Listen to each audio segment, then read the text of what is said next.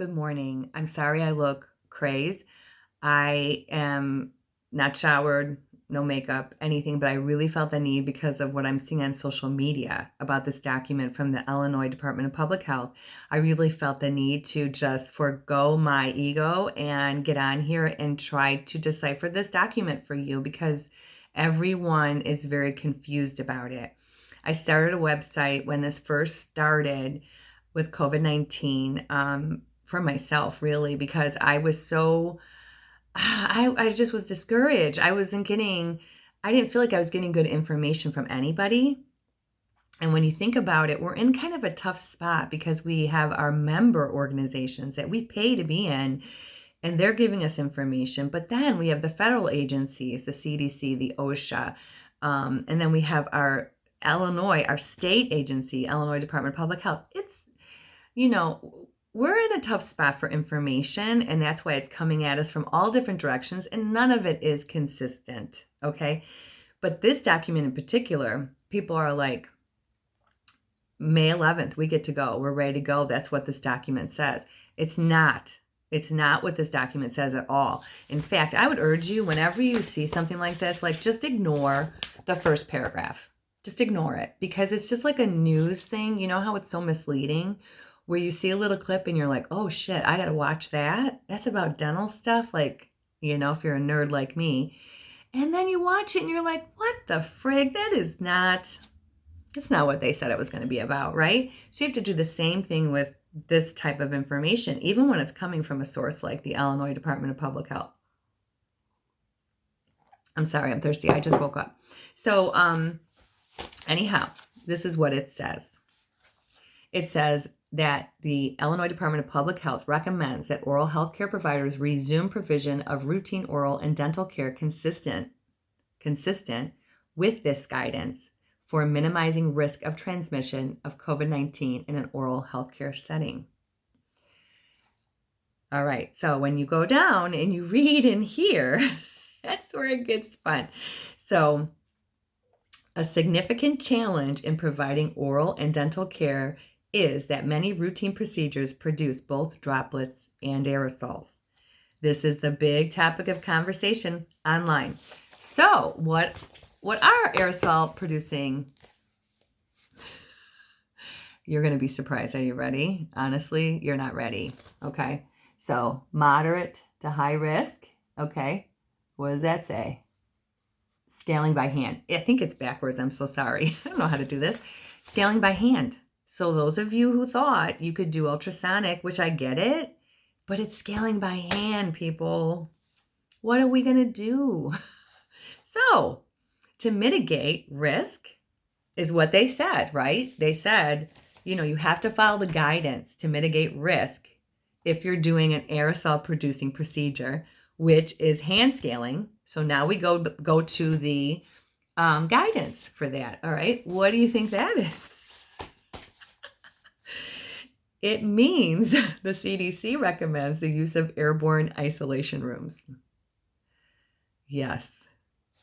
You don't have to take my word for it. Read this in its entirety. Look at the chart. That's what this says. So no, we are not anywhere near close to going back May 11th. We're not. That is not what this says at all. I've heard a buzz. There's some kind of weird backdrop story to this that we might be getting something else from somebody like by the 11th to further clarify. Listen, there's a lot of nuances to what's going on. All right. The issue is this. All right. If you think about it seriously, we are oral health care providers. Us being concerned for our patients and for our own welfare is not irresponsible. In fact, it's the opposite. Show that we are critical thinkers and that we can decipher through and filter through documentation like this and come up with actually what it means to us. That's what we need to do right now, honestly. At the end of the day, the Academy of Ophthalmology says we can get this virus in our eyes. So Are we wearing goggles now? We're not wearing loops? Are we having one patient in the chair at one time? Because if somebody down the hall has a patient that they're working on, my patient with their mouth is open and they're vulnerable. The dealio is we have some testing. We don't have it here, but it's not accurate because it says in this document that even a patient that tests negative could be COVID-19 positive. It says it in this document. It says that, and this is the tricky part because people have responded to me on Facebook and said, oh no, it says only procedures involving a known or suspected COVID-19 patient. Who do we suspect? If patients are asymptomatic and they can test negative and be positive, it's the same as universal precautions. We suspect everyone. Everyone is COVID-19 positive. That's how we have to treat it. That's our threshold now. So to do that, that means airborne isolation rooms. Yes, I know. But honestly, if you read this and you think about the parameters that we put on how we treat people, that has to be it because we have no way of knowing. No way. And it says it in this document. I don't know what all of this, I think it's trying to appease some people because they're getting a lot of pressure to open back up. And I'm sorry, but no one's died of not having a prophy or perio maintenance. And even SRP, let's be real, we have patients all the time that haven't been in 10 years, 15 years. And sometimes it's shocking how well they're doing, isn't it? What we need to be doing, this is what we should be doing. How about this? What about a commercial on behalf of American dental hygienists saying, we are thinking about you and we're thinking about your oral health and we don't want you to be worried. This is what we recommend at this time. Your home brush 3 times a day, right? I mean, that made a huge difference for me, you guys. It was terrible. I was brushing twice a day forever. And then once I did it, I was like, oh my God, I'm not getting cavities anymore. Really is the time to get flossing in your routine. We can't stress it enough. There's no pill. There's nothing to replace flossing. And I don't care that we don't have scientific evidence for it because I flipping see the results. I see them. I don't need anyone to tell me. And I'm sorry that no one spent the money on research for that because it's BS. But that's what we should do for our community and for our country, even globally. I would love to see it global. But we just should be encouraging them and making it's hard, you're home. And so you might be wanting to carb it up and snack, but that's going to put you at high risk for caries, right? Like, how about we give them some guidance on their home care to sustain them through this crisis? We're talking about, the exponential growth of this virus. The spread, it's nuts. It's like California wildfires. And while we're doing a great job to curb it, if all these dental offices open up, let's think about it. Everyone's like, well, look at the hospitals. They're healthcare workers. They're not doing shit right now. They're not doing shit.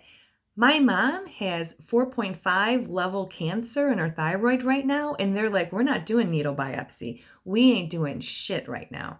You know why? Because it's too dangerous. So we want to clean teeth. We're better than this. We are better than this. We ought to be. And so this says it's a no-go.